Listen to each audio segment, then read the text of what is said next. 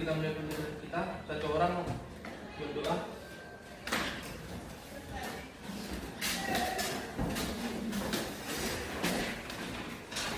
Sebelum kita ke pembelajaran kita ada tiga berdoa dimulai.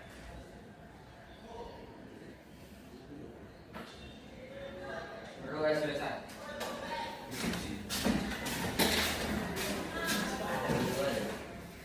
Gimana kabar semuanya? Baik. Mulai pembelajaran kita. Absen dulu ya. Jonathan Mbak. Halo Kak.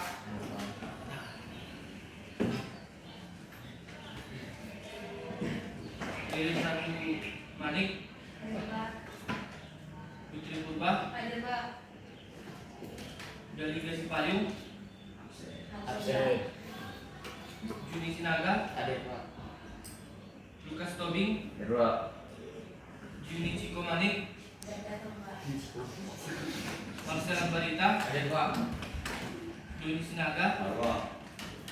Samuel Sitorus. Ada Pak. Aido Krepa. Ada Pak. Kenjo. Ayo Pak.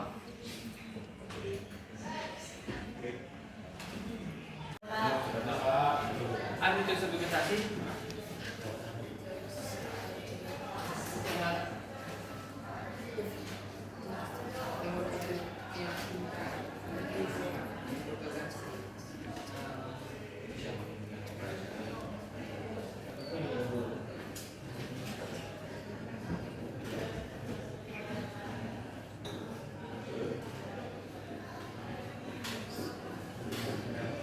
Jadi perhatikan ke depan. Jadi teks argumentasi itu bersifat persuasif atau meyakinkan si pembaca agar paham ataupun setuju dengan pendapat si penulis. Jadi teks argumentasi itu semuanya tujuan utamanya yaitu meyakinkan. Jadi perbedaan teks argumentasi ini berbeda tipis dengan teks opini. Di mana teks opini itu hanya pendapat atau opini penulis tanpa disertakan fakta. Sedangkan teks argumentasi itu harus disertakan dengan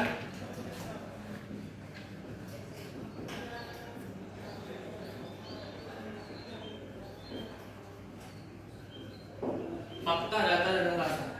Jadi saat penulis menulis teks argumentasi dan mempublikasikan hasil karya atau teksnya, jadi penulis itu harus menyatakan fakta yang bagaimana, fakta yang faktual, artinya pada keadaan yang sebenarnya. Yang kedua itu data yang valid. Yang ketiga alasan, yaitu harus logis. Jadi semua fakta, data, dan alasan ini harus terlampir ataupun ada dalam sebuah teks argumentasi. Yang selanjutnya itu ciri-ciri teks argumentasi. Yang pertama yaitu menyatakan pendapat atau ide. Jadi teks argumentasi ini memang pada umumnya bersifat pendapat atau opini dari si penulis, tapi harus berdasarkan fakta dan data. Jadi harus ada fakta pendukungnya. Yang kedua yaitu menyatakan penolakan atau penanggalan.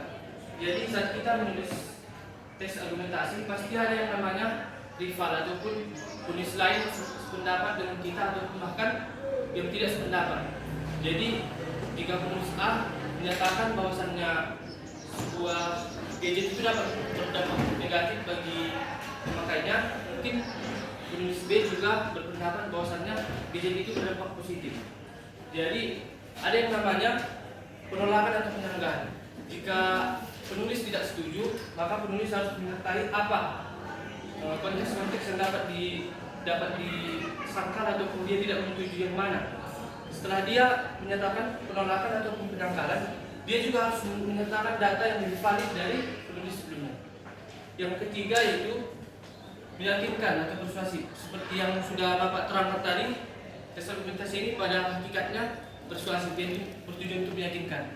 Jadi dalam meyakinkan penulis, dalam meyakinkan pembaca, penulis harus menyertakan alasan yang logis maupun fakta agar penulis dapat mempengaruhi pembaca. Selanjutnya itu menggunakan bahasa yang lugas. Jadi dalam penulisan teks argumentasi ini penulis juga harus menggunakan bahasa yang lugas. Jadi bahasa yang lugas ini bagaimana? Bahasa yang lugas ini yaitu bahasa yang tidak berbelit-belit. Jika topik masalahnya ataupun pembahasannya sebuah dampak gadget, yang harus disertakan penulis juga dampak gadget. Jadi pembaca itu tidak merasa bosan ataupun tidak merasa bahasa yang digunakan penulis itu monoton ataupun itu aja. Jadi jika menggunakan bahasa yang lebih lugas ataupun yang lebih simpel tapi dapat dimengerti pembaca, mungkin pembaca akan tertarik membacanya dan tidak merasa bosan. Yang kelima yaitu didukung fakta atau data. Seperti contohnya ini fakta, data, dan alasan. Jadi teks argumentasi itu harus disertai dengan fakta yang faktual. Faktual itu bagaimana dalam keadaan sebenarnya. Jadi fakta yang disampaikan itu harus bersifat general. Namanya juga fakta ya, harus bersifat general, berlaku di semua tempat. Jadi jika fakta contohnya fakta di Santar, bendera Indonesia itu merah putih, tidak mungkin kan di Medan hitam putih. Jadi sudah fakta dan data yang valid. Selanjutnya yaitu analisis rasional. Jadi analisis rasional itu maksudnya rasio. Jadi maksudnya rasio itu logika. Logika itu dapat diterima atau sehat. Saat kita menggunakan atau mengungkapkan pendapat kita melalui teks satu, struktur argumentasi. Yang pertama, struktur itu pendahuluan. Jika kita memperhatikan contoh teks argumentasi kita, yaitu pendahuluan itu biasanya berisi isu ataupun argumen yang akan dibahas oleh dan yang dikemukakan oleh penulis. Jadi kalau kita perhatikan contoh teks argumen kita masing-masing, itu ada judulnya sumber pangan, yaitu singkong. Jadi menurut kalian kira-kira apa isu yang dibahas dalam pendahuluan?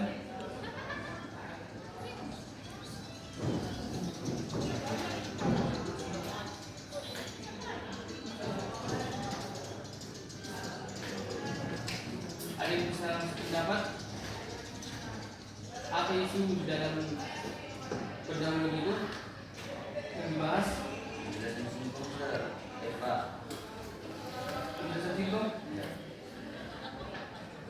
Jadi isu yang dibahas di situ yaitu singkong merupakan tanaman pangan dan sumber pangan di Indonesia ataupun yang mendukung ketahanan pangan. Jadi dalam badan argumentasi itu biasanya berisi fakta dan data. Jika kita perhatikan masing-masing contoh kita itu kan sudah disebutkan di situ. Jadi fakta itu tidak harus berhubungan dengan data-data ataupun analisis ya. Jadi fakta itu bisa juga tidak pakai data, seperti contoh di sini. Singkong memiliki keunggulan utama yaitu kemampuannya tumbuh di berbagai kondisi tanah dan cuaca. Memang faktanya singkong itu tanaman yang dapat tumbuh di kondisi tanah dan cuaca yang tidak tinggi, misalnya di dataran rendah ataupun dataran tinggi ya, termasuk di lahan kering yang sudah ditanami padi atau jagung. Jadi singkong ini dapat tumbuh di lahan yang sulit, yang kering itu dapat tumbuh, sekalipun itu tidak sering hujan ataupun tandus tanahnya ya. Jadi dibandingkan padi dan jagung, mungkin singkong itu menjadi pilihan sumber pangan yang lebih unggul dibandingkan yang lainnya. Dan di sini juga singkong juga dapat diolah menjadi berbagai produk seperti tapioka, keripik, hingga bahan dasar bioetanol. Jadi memang singkong ini sering kita lihat cemilan-cemilan itu sering dijadikan sebagai keripik dan tepung tapioka juga ya. Kesimpulannya itu penegasan kembali ataupun penegasan kembali pendahuluan dan teks badan argumentasi. Bahwa bacakan sebagai tanaman yang mudah dibudidayakan dan memiliki banyak manfaat, singkong adalah solusi yang layak untuk mendukung ketahanan pangan. Pengembangan dan pemanfaatan singkong secara lebih luas dapat membantu menciptakan ketahanan pangan yang lebih stabil dan berkelanjutan bagi masyarakat. Jadi singkong itu juga pemanfaatannya yang mudah sehingga menjadi ketahanan pangan atau sumber pangan yang lebih stabil dan jarang ada gagal panennya ya, kecuali hama seperti babi atau monyet. Jadi Bapak sudah menjelaskan kepada kalian. teks argumentasi itu bersifat objektif atau subjektif? Apa alasannya?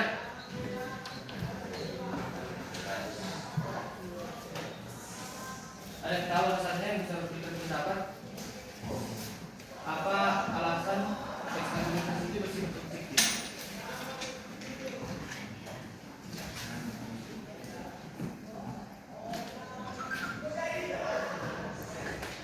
Ada yang tahu?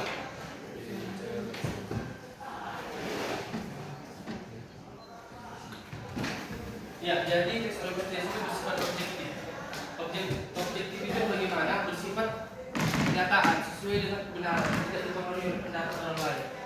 Jadi kalau subjektif itu biasanya itu digunakan dalam teks opini. Bisa pembaca bisa setuju atau tidak terhadap opini yang disampaikan oleh penulis.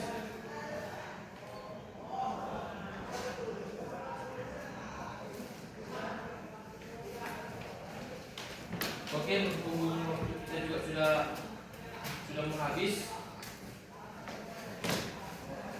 Kita tutup pembelajaran kita. Satu orang membuat doa penutup. Silakan.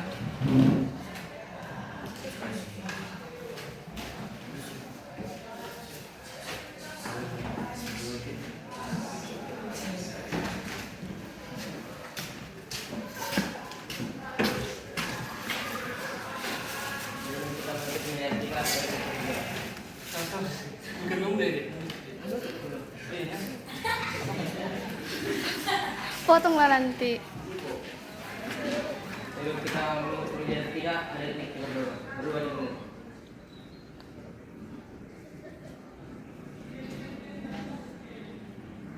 Berdoa selesai. Sampai jumpa minggu depan. Selamat pagi. Baiklah.